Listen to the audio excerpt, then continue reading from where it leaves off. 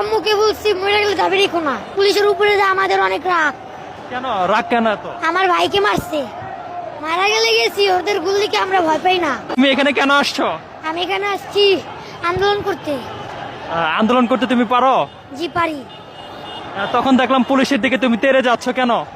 জি পুলিশের উপরে যে আমাদের অনেক রাগ। কেন রাগ কেন এত? আমার ভাইকে মারছে। তোমার ভাইকে মারছে? জি। এখন তুমি যদি মারা যাও এখানে আন্দোলনে এসে?